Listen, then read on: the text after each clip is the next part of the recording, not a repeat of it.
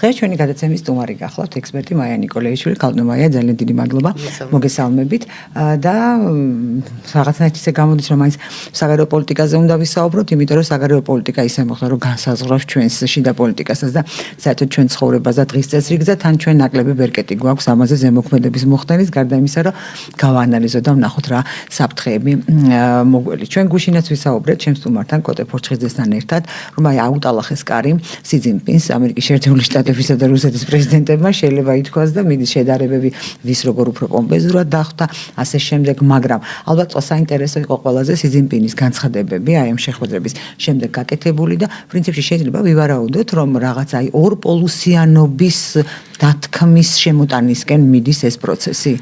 მართლა ძალიან საინტერესო იყო მათი შეხვედრა, იმასაც მიაქციეს ყურადღება ჩაის ვისთან მიირთმევდა და ეს პუტინთან იყო პრაქტიკულად და ვინ დახვდა იმას საგარეო საქმეთა მინისტრი და იქ უფრო დაბალი რანგის და სკამებიც კი ხოთიშვილს მე გამომეპარა ეს და სკამებიც კი რომ ტრამპი და სი ძინპინი რომ შედან უფრო დაბალია ტრამპის სკამი და უფრო მაღალია ეს აშკარად ჩანს და თუნდაც სახის მიმიკებზეც იყო გაკეთებული აქცენტი, მე ეს განსაკუთრებით მაინტერესებს და ეს ორი შეხვედრა მართლა ძალიან განსხვავდებოდა ერთმანეთისგან, იმიტომ რომ პუტინთან შეხვედრისას 40 ხელშეკრულებას მოეწერა ხელი, ოღონდ ეს იყო მომზადებული ხელშეკრულებები, რომელიც წლობით მზადდება და ტრამპი ჩავიდა პრაქტიკულად წერენ რომ და მომზადებელი იმდენად რომ კი ჩაიყვანა ეს ელიტა, ასე ვთქვათ,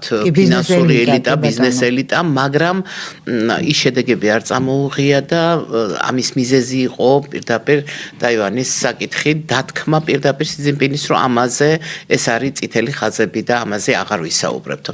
ეს ძალიან საინტერესო იყო, ორპოლუსიანობა უკვე პრინციპში დიდი ხანია რომ ჩვენ ვამბობთ ამას და ვხედავთ და ყველა ხედავს რომ ყველაფერი იცვლება და ჰეგემონია თვითონ თქვეს ამერიკელებმა რომ ირანშიო ამერიკის ჰეგემონის დასასრული არის ირანშიო და მართლაც ესე მოხდა. პრაქტიკულად ამერიკის ჰეგემონია დასრულდა, ჩვენ ეხლა ვუყურებთ აი გუშინ ვფიქრობდი ზუსტად ის რომ რა საინტერესო პერიოდში მოგვიწია დაბადება და ცხოვრება. წარმოვიდგინეთ რომ ერთი დიდი იმპერიის, საბჭოთა იმპერიის ნგრევა ვნახეთ და ეხლა ვუყურებთ ამერიკის როგორც იმპერიის როგორც ჰეგემონის დასუსტებას და გადადის მრავალპოლუსიანი. ორპოლუსიანი ალბათ არა, უფრო მრავალპოლუსიანი იქნება, მინიმუმ 3 პოლუსი ინდოეთის. აი ხოთი ეს კითხვა იმიტომ დავსვია, იმიტომ სი ძინპინის განცხადებით რაღაც ჩანს რომ ერთ მხარედ გამოდიან მოსკოვი და პეკინი, მე ამ თვალსაზრისით თქვი ორპოლუსიანი. ხო, მაგრამ მაინც არ იქნება, რატო იცი, ჯერ კიდევ არის ხალხი, ვისაც ახსოვს რუსეთის და ჩინეთის დიდი დაპირისპირება, ჩემს მეხსიერებაშიც აი სადღაც ბავშვურ პერიოდშიც მე მახსოვს რომ ლაზერი გამოიყენეს და ეს იყო.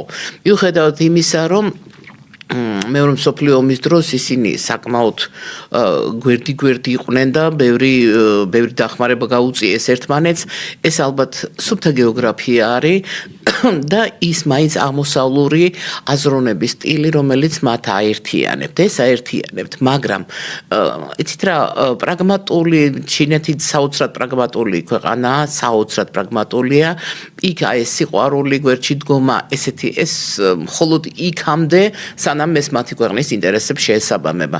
ასევეა პრინციპში რუსეთიც, მათ ერთმანეთი ძალიან სჭირდებათ, მაგრამ ეს არ ნიშნავს იმას, რომ ისინი ერთად მე მაინც ვერ ვიტყოდი, რომ ისინი ერთად გამოდიან, მათ სანამ ერთმანეთი სჭირდებათ, აი ეს ამ ორმა ზესახელმწიფომ გადასარევად გაიგო და აითვისა ის, რომ მიუხედავად თავიანთი სიძლიერისა, მათ სჭირდებათ თანამოაზრეები გვერდით, თუნდაც იგივე ჩრდილო კორეის სახით რუსეთმა გვერდში დაიყენა ბელორუსია და ასე შემდეგ და მე ამას რატომ ვუსვავ ხას, რომ ჩვენისთანა პატარა სახელმწიფოს ასმაგად სჭირდება აი ეს სიბრძნე, რასაც ისინი იჩენენ. ნახეთ, სი ძინპინის და პუტინის წინა შეხვედრა იყო მოსკოვში რომ შედგა, ძალიან საინტერესო გამონათქვამი იყო, ჩვენ ვდგევართ ზურგით ზურგს ერთმანეთის მიმართ, ზურგებით როგორ იცით, ზურგით ზურგთან. ანუ ერთი ერთი იყურება ერთ მხარეს, მეორე მხარეს და ზურგს უმაგრებენ ერთმანეთს. აი ძალიან საინტერესო. ხო, აი ძალიან საინტერესო ხედვა არის პოლიტიკაში. და ალბათ აი ეს ჩვენთვის გაკვეთილი უნდა იყოს, რომ არ შეიძლება ჩვენ ვიყოთ ვიღაცაზე ჩამოკიდებული და დღეს მე ვუსმენდი ჩვენს პარლამენტის თავმჯდომარეს, ის ძალიან დეტალურად ამბობდა იმას, რომ გვიყურებენ როგორც კოლონიური ხედვით გვიყურებენ, როგორც მეორე ხარისხოვან ქვეყანას და ასე შემდეგ. სამივე ცენტრი კაცმა რო თქვას. რა თქმა უნდა, მაინც განსხვავებები არის. აი რა საინტერესო ის გაშალეთ, მარაო რამხელა განსხვავებებია, უცებ ჩავფიქრდი და დავინახე და თუნებას მომცემთ გავშალოთ თქვენთან საინტერესო ამაზე საუბარი. და ნახეთ, გვიყურებენ ასეო, მაგრამ ჩვენ თვითონ რამდენს ვაძლევთ უფლებას, რომ ზუსტად ასე გვიყურონ. ჩვენ ვაკეთებთ ამას. ჩვენი ინფანტილიზმი არის ის, რომ ჩვენ ყოველთვის ველოდით საუცხოოს, ხო, უცხოსთვის და იმის დასანახად. ნახეთ, ჩვენთან ტერმინიც იყო ევროპაში ამას გააკეთებენ? ევროპასთან რა გინდა, როდესაც შენ გვერდით ყავს უძველესი ცივილიზაციები, სადა უძველესი კულტურები და ხარ კავკასიელი, ხო? მე მახსოვს პერიოდი, როდესაც ტელევიზიით იმას ვამბობდით, რომ დავიწყეთ და ეს რაღაც ის იყო, ჩვენ ვართ კავკასიელები, არავით არის ევროპელი, კავკასიელები, ჩვენ გვერდით სხვა რეალობა, ჩვენი გეოგრაფია სხვა არის და ამას იცით რაღაც, აი ეხლა მოვიდა ნელ-ნელა ეს და კიდე კაი რომ მოვიდა, რომ საამაყო ზუსტად ის არის, რომ კავკასიელი ხარ. აი ამ საოცარი გენის მატარებელი ხარ და ფაქტიურად აი როგორც მუზეუმი, ის აი საქართველო და კავკასია არის როგორც მუზეუმი კაცობრიობისთვის. აი იმ უძველესი გენეტიკური მასალის. და ეხლა მოდით აი რაც თქვენ თქვით, როგორ გვიყურებენ. ნახეთ, ერთი ჩინეთისთვის ჩვენ ძალიან უცხონი ვართ. ძალიან უცხონი ვართ. ჩვენთვისაც უცხოა. ინდოეთისთვის ნაკლებად. ის შემთხვევით არ არის ვეფხისტყაოსანში ის ინდოეთი ნახსენები. თუმცა ჩინეთიც არის, მაგრამ ინდოეთი უფრო საფუძვლიანად. კი ბატონო, კარგად ვიცით, მაგრამ ჩინეთი ჩვენთვის უცხოა და ჩვენც უცხოები ვართ ჩინეთისთვის. დღეს იმასაც რომ ვუყურებ, რომ ჩინეთის იდეალიზება მიდის, ესეც შეცდომა არის, რა თქმა უნდა. ჩინელები მოლაპარაკებებში, მაგალითად, ყველაზე რთული მომლაპარაკებლები არიან, ყველაზე პრაგმატულები არიან, ყველაზე ნაკლები დათმობა ზოგადად მათგან ხდება და ისინი ისეთი ტიპის ანექსიას ახდენენ ეკონომიკურს და თუნდაც ინტელექტუალურს, რომ იშვიათად რომ ესეთი რამ ეს ჩვენთვის უცხო არის. და ჩვენ დღეს იდეალიზოი ჩინეთი არაფერს არ გთხოვს, როგორ არ მოგთხოვს. არ არსებობს ისე რომ ვინმე არაფერს არ გთხოვდეს. ავიღოთ ევროატლანტიკური ცივილიზაცია, პირდაპირ თქვათ რა ესე. მათთვის ნამდვილად თუ გავიხსენებთ თეთრი ადამიანის ვირთს, თუ ზუსტად ეს მიდგომა არის, არ შეცვლილა, იგივე ტრამპი ნახეთ, იგივე ბრიტანელები ნახეთ, ის ბატონ ღარიბაშვილს რომ უთხრა ბორელი მე მგონი, ბორელმა ხო მე მგონი რომ ჩვენ რო გეტყვითო და თქვენ ლექტორები არ ახართ ჩვენიო და მასწავლებელი არ ხარო რო გითხრა მათი განწყობა და მათი დამოკიდებულება ისინი თვითონ არიან ისეთები რომ აუცილებლად უყურებენ მათ კოლონიური წარსული არ ამოსულიათ ტვინიდან და მათი დამოკიდებულება ჩვენი ტიპის ჩვენ ვართ თეთრი აზიელები მათთვის თეთრი აზიელები და მოდით ახლა მაშინ რუსეთის იმპერია ვთქვათ რომელიც მალე ესეც ჩამოყალიბდება და თავისი შინაარსით იმპერია არის რა ნამდვილად იმპერია არის საბჭოთა იყო, მაგრამ ეს არის მანამდე რუსული ხო იყო რუსული და ეს არის იმპერია, რომელმაც შეითვისა უამრავი სხვადასხვა ერი და ისინი თავს თვლიან მის ნაწილად და არ არის ეს პროტესტები და სხვათა შორის ის არის თავისებურება, ისე როგორც ეკატერინე მეორეზე რომ არ იყო რუსი, რა მნიშვნელობა აქვს? ის იყო იმ იმპერიის მმართველი და ის იყო რუსი. რა თქმა უნდა, მუშნის ზარანდია სახე ავიღოთ, სტალინი ავიღოთ და ქართველები რომლებიც იქ, რატო იცით, ქართველი რომელიც არის შემდგარი რუსეთში მე თვითონ მიცხოვრია და როდესაც ხარ შემდგარი არ გრძნობ თავს უცხოთ იმიტომ რომ არ გავიწროებს ეხლა რომ არის მონები ვიყავით არავის მონები არ ყოფილვართ მე მაგალითად ჩემ იმ ასაკში, ჩემ სპეციალობაში, ჩემ საქმეში მაქსიმუმს მივაღწიე. შემდგარად ვითვლებოდი მე ვთვლი რომ შემდგარი ადამიანი ვიყავი. პროფესიაში და იმ დროისთვის და აქედან გამომდინარე, იცით, იქ მე უცხოთ არ აღვიქმებოდი და არც მე არ ვთვლიდი უცხოთ იმ გარემოს. პირიქით ძალიან ორგანულად ვიყავი იმ გარემოში შესული.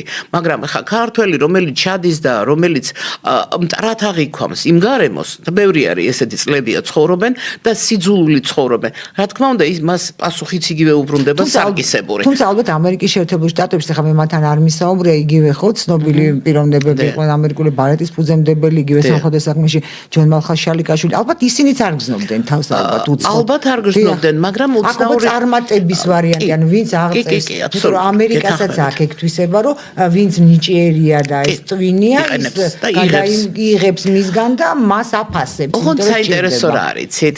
საინტერესო განსხვავება რა ევროპა არიღებს დავასრულებ კი ევროპა არიღებს იქ აუცილებლად წარმოშობა და ეს ფენა ძალიან მნიშვნელოვანია ფეოდალური ამერიკა ხე ემიგრანტების ქვეყანა არის და ბუნებრივია უნდა მიიღოს და გამოიყენოს მაგრამ ნახეთ რა საინტერესო არის ამერიკაში რომელსაც აი ამ სახით შევხედოთ ხო ზუსტად ესე ამერიკა მთლიანად ისრუტავს და თავის წარმოშობას აბსოლუტურად ავიწყებს, იმიტომ რომ რამდენიმე წლის ჩასული ქართველები დღეს მე დამტრეული ქართულით მესაუბრებიან და შვილები უკვე ფაქტიურად ძალიან ცუდად საუბრობენ. ქართველების ისიც არის. რუსეთში ეს არ ხდება. არ ვიცი, მე მხოლოდ საკითხს კონსტატირებას ვაკეთებ.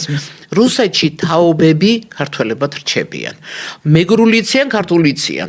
აი ხო გეუბნებით ძალიან მიყვარს ხოლმე და გვარს არ იცვლიან. გვარით ქართველები რჩებიან და ეს ამაყო ანუ რუსეთში ქართველობა დასამალი არ არის და ამერიკაში ჩასული ქართველი აუცილებლად გვარს რაღაცნაირად ფორმას უცვლის იცით მე მგონია ცოტა პროვინციალიზმი მე მაპატიო აი მე მგონია რომ თვითონ მეტი წილი მაინც არის თვითონ ქართველების мотиваცია ფიქრობენ რომ უფრო ადვილად ინტეგრირდებიან სულილი შესაძლებელია მაგრამ რუსეთში არ არის ეს რუსეთში ესე არ ხდება იქ აუცილებლობას არ წარმოადგენს რომ მოხდეს ინტეგრირება არც გვარის გამო, არც წარმოშობის გამო, ანუ რა მინდა ვთქვა, იცით, რომ ჩვენი ცივილიზაციები, ბევრად, ჩვენი ქართული, დღევანდელი, იმ იძულებითი განათლების მერე, რომელიც ჩვენ მივიღეთ, საბედნიერო თერმა მიიღო და როდესაც ვთქვათ, იგივე ამერიკელებთან მქონდა ხოლმე ურთიერთობა, მე მიკვირდა, რომ მათ წარმოდგენა არ ქონდათ, რამდენად განათლებულები არიან ქართველები და ზოგს უნდა და სწავლა ზოგს არ უნდა მაგრამ სავალდებულო იყო ხო და გვინდა არ გვინდა ერის ინტელექტი ჩვენი ბევრად მაღალია ვიდრე ვთქვათ ამერიკელის საშუალო სტატისტიკური რო ავიღოთ ნამდვილად განსხვავებული არის და ეს არის საბჭოთა განათლების პლუსი, რომელმაც ერს მიცა ძალიან დიდი ფორა.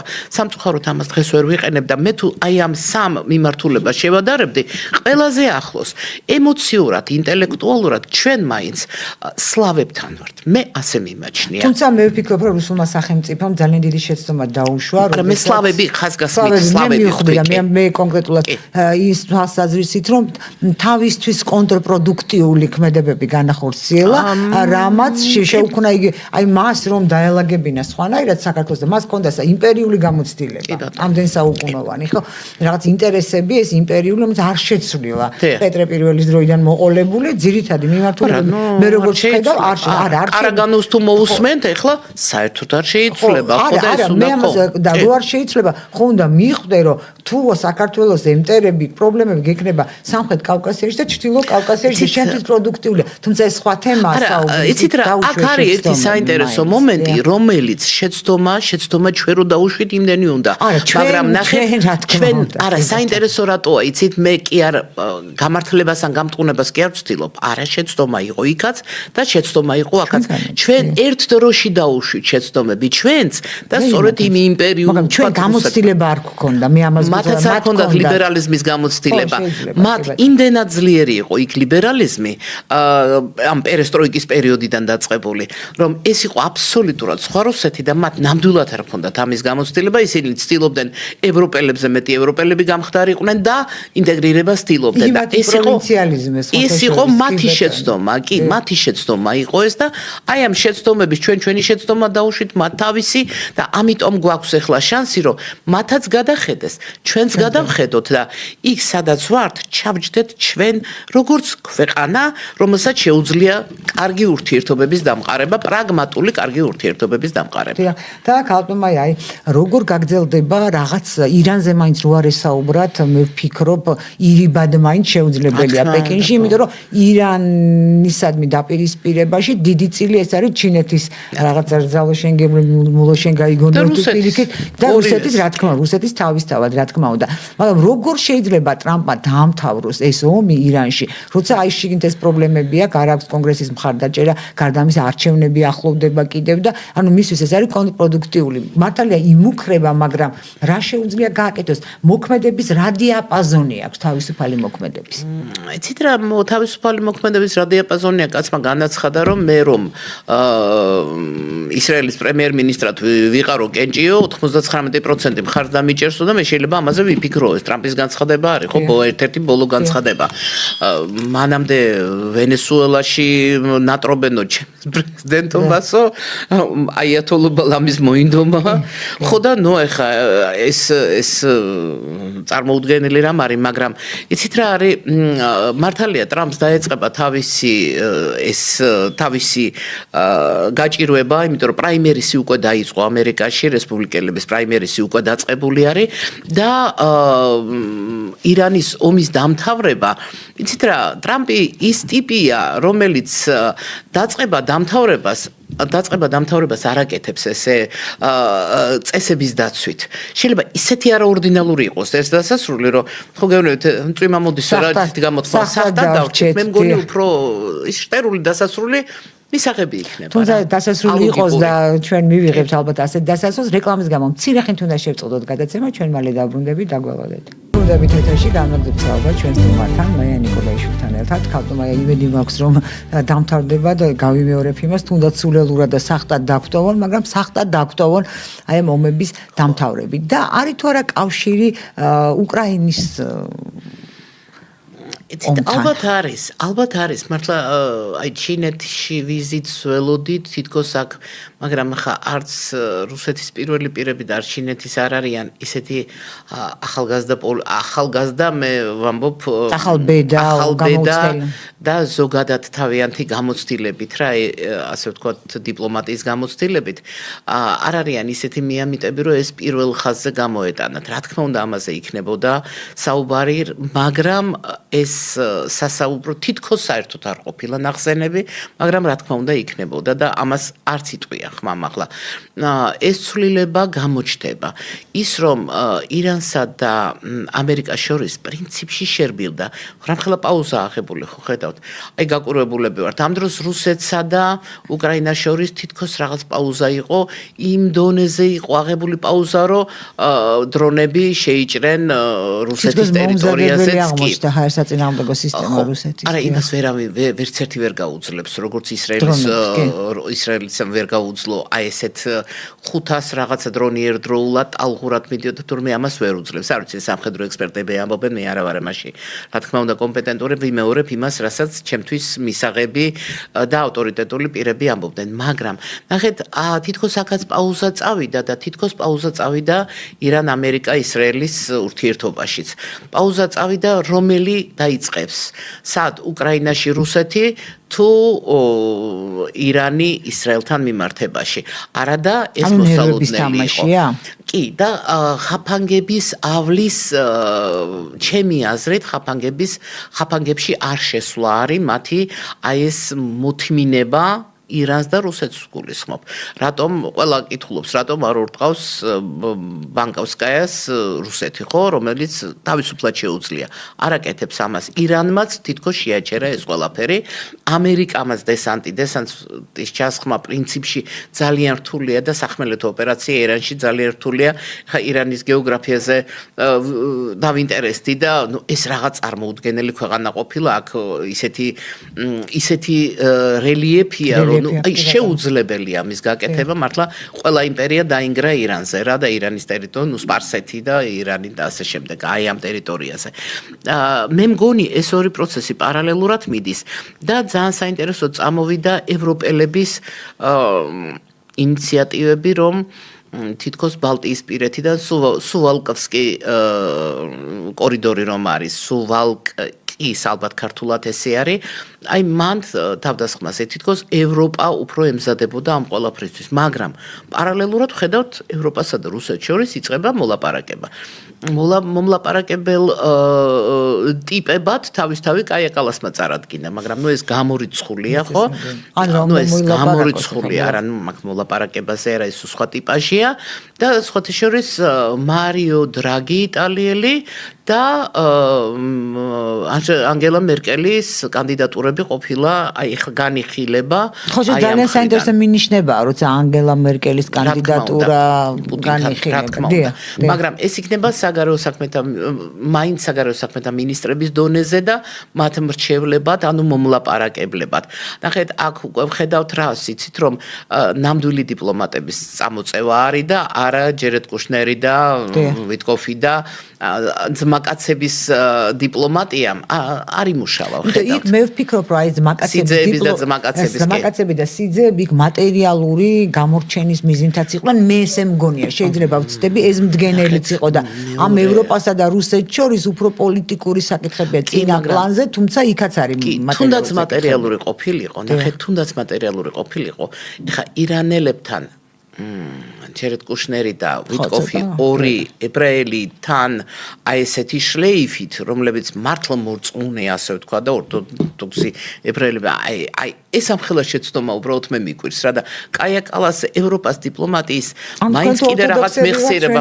შეიძლება ის უთხრეს ირანელებს. ხო, მაგრამ ნუ ამერიკის სახელით არ უნდა ჩარეულიყო ზუსტად ეს ისრაელის სახელით კი ბატონო, ისრაელის მხარიდან, მაგრამ არა ამერიკის და ამერიკა იმდენად ისრაელი და ამერიკა ფაქტურად ერთი გახდა აი ამ შემთხვევაში და როგორ დამთავრდა ნახეთ პაკისტანში. ხო, გახსოვდა პირველი ვადისას მე საერთოდ გამიკვირდა ვინმეს რომ გაუკვირდა, რომ ტრამპმა რატო დაიკავა ის პოზიცია, რაც ისრაელს სურდა და რომ ამბობენ ზემოქმედების ქვეშ არის.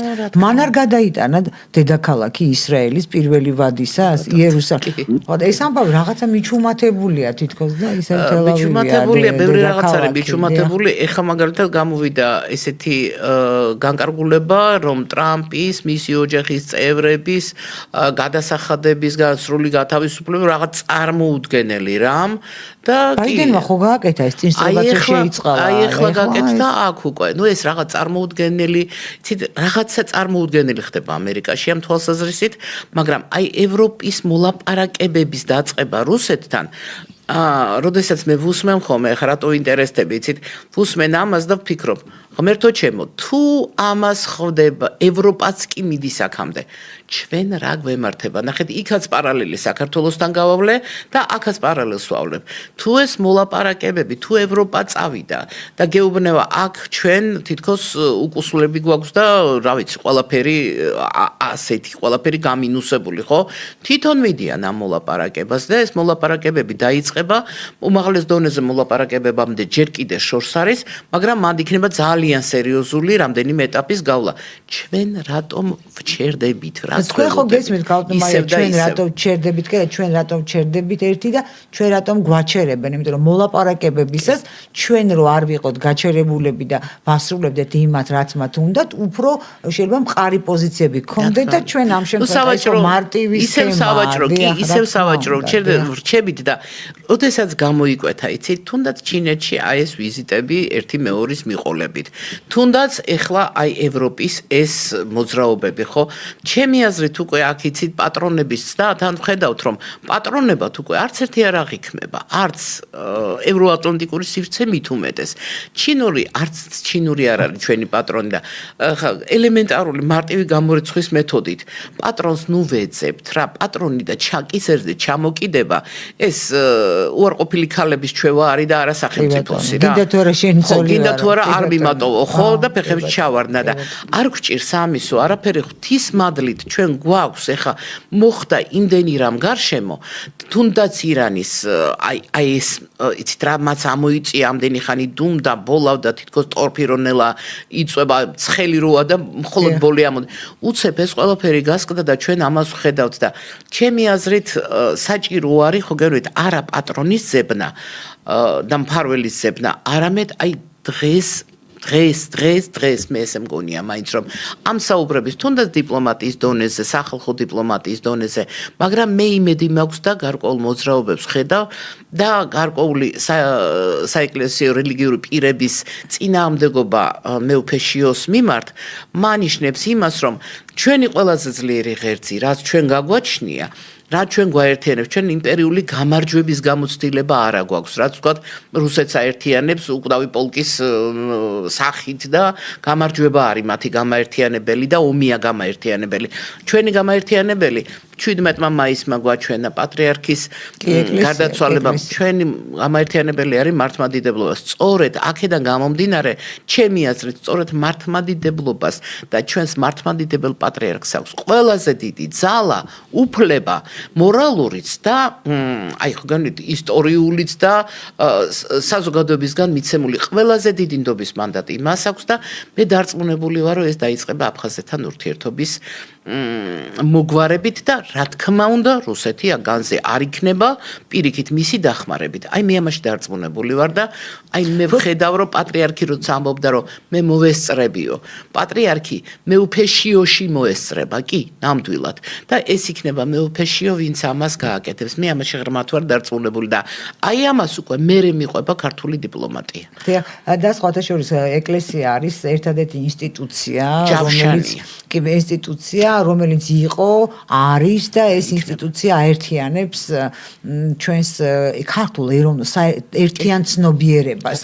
ეს ინსტიტუცია ძალიან მნიშვნელოვანია. ვაზის მართლმადიდებლობა მეთქი ვამბობ, იცით რატო? ჩვენი ყველაზე დიდი ხერხემალი მუსლიმი ქართველები კი ბატონო, რა თქმა უნდა, მაგრამ ისინიც ამას პატივს ცემენ და აქედან გამომდინარე, ქართული დიპლომატიის ჯავშანი დღეს, აი იდეა რომლის გარშემოც გაერთე, ეს უკვე გამოჩნდა, ეს უკვე ცნობილია, ეს ეჯგარეშია. ეს რეფერენდუმია ფაქტურად ყოველ წელს 17 მაისს რეფერენდუმია და უწმინდესის და უნეტარესის ილია მეორის გარდაცვალება ზუსტად ამის მანიშნებელი იყო. ქართული დიპლომატიის ჯავშანი უკვე მე ღრმად ვარ დარწმუნებული და უკვე ეჭვი არ მეპარება რომ ეს ფორმულა უკვე არსებობს, ეს არის ქართული მართლმადიდებელი ეკლესია და თამამად ვიტყვი უწმინდესი და უნეტარესი შიო მესამე. და ქალტომაია ზუსტად ახსენეთ ეს ჩვენ რა არის ჩვენი გამაერთიანებელი, რის გარშემო ჩვენთვის მნიშვნელოვანი და გამახსენდა რომ აი ტოკაევმა ყაზახეთის პირველმა პირმა ოქროს ურდოს მემკვიდრეებად გამოაცხადა. ყაზახეთი არა ეს მისი ნება რა თქმა უნდა, მაგრამ ეს შემთხვევით ალბათ არ მომხდარა. თქვენი აზრით ეს ვის გასაგონად იყო? მარტო აი როგორც ჩვენი რომ ვეფუძნებით ჩვენს სულიერებას, ჩვენს ეკლესიას, ჩვენს მართლმადიდებლობას ეს რაღაც იდეოლოგიური საყრდენი მონახა თუ რატომ დაჭირდა ამის მოხმობა ტოკაევს? იდეოლოგიური საყრდენების გარეშე იმ დროს, როდესაც ევროატლანტიკურ სივრცეში, ევროატლანტიკურ ცივილიზაციაში, ვთქვათ ესე რა, ანგლოსაქსურ ცივილიზაციაში, როდესაც ყველა საყრდენი მოირყა, ხედავთ ევრაზიული ქვეყნები მაინც საყრდენებს ეძებენ. ჩვენ ეს საყრდენი ფალმა გვაჩვენა რა საზოგადოება გამოვიდა, ქართველი ხალხი გამოვიდა და ეს უკვე გასაგებია. თან არა ქართველი ხალხი, რა თქმა უნდა. აი ხო იმას ვამბობ, რომ ირანის ელჩის ის პატრიარქის გაცილება მისი მხრიდან და ბეჭის შეთმა უცნაური ამბავია რა, ამის გამო კალოები ილეწებოდა და ეხლა ის ისტორია და ზუსტად ეს არის და ნახეთ მეორე არის ჩვენ ისტორიულ მეხსიერებას უნდა გადავხედოთ, რაღაცები უნდა გადავაფასოთ. მე მაგალითად ტრაბზონში რო ჩავდივარ ხოლმე, სიამაყით რომ ეს თამარის დროს პროტექტორატი გასაგებია და სადღაც მიამაყება და სადღაც ძალიან მткиვა, რა თქმა უნდა, მაგრამ ესე იყო დღევანდელი დღიდან უნდა დავიწყოთ ფიქრი, დღეს უნდა დავიწყოთ ამაზე და ტაკაევის აი ეს სწორი ნაპოვნი ფორმულა თუ იმუშავებს, ხო გენოეთ რუსეთმა ნახა უკვდავი პოლკი. აი ამით გეორგიევსკაი ლენტაჩკამ გააერთიანა შვილიშვილების და ბაბუის მამების თაობა და მოდიან და ამაყობენ იმით, ნახეთ გამარჯვებულის მუხტი შემოიტანა, ამუხტა უწყვეტობა და გამარჯვებულის მუხტი.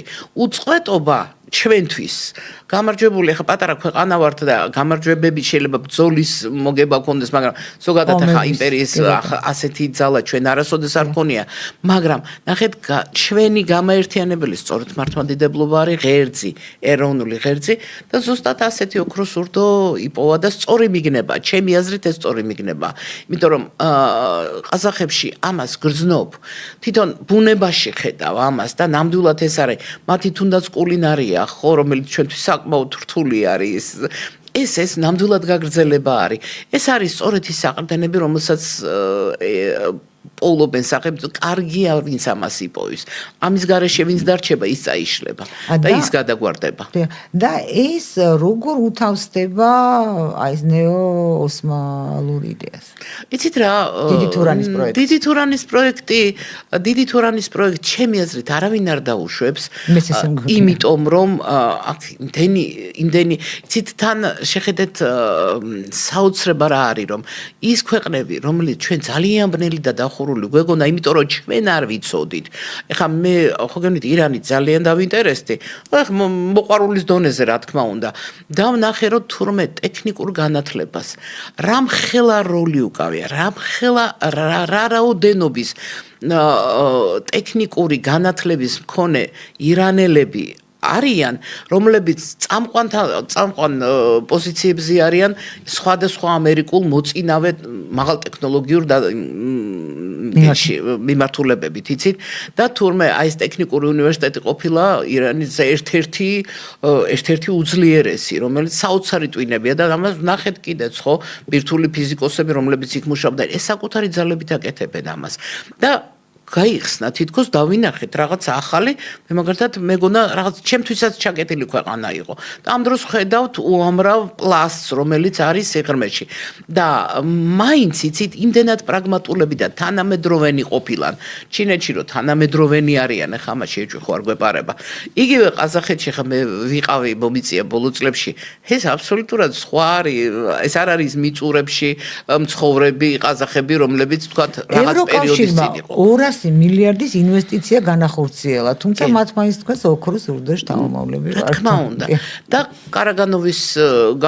კარაგანოვი გავიხსენოთ, პრინციპში ზუსტად იგივეს ამბობს, რომ ჩვენ ევრაზიული, იცით რა, ევრაზიული, ჩემი აზრით ძალა გადადის მაინც ევრაზიული ღერძისკენ.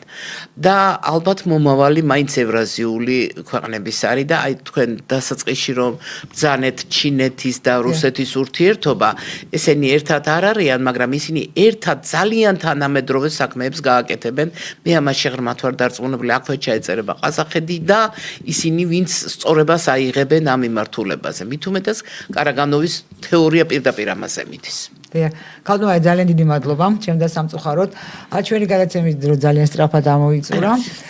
დიდი მადლობა ჩვენს მაყურებელსა და მსმენელს. მე გემშვიდობებით. თქვენ დღეს 16-სა და 10 წუთზე გელით დროული დიალოგი, ხოლო ჩვენ კი ერთმანეთს შევხვდებით კვირას 12 საათზე ნახვამდის.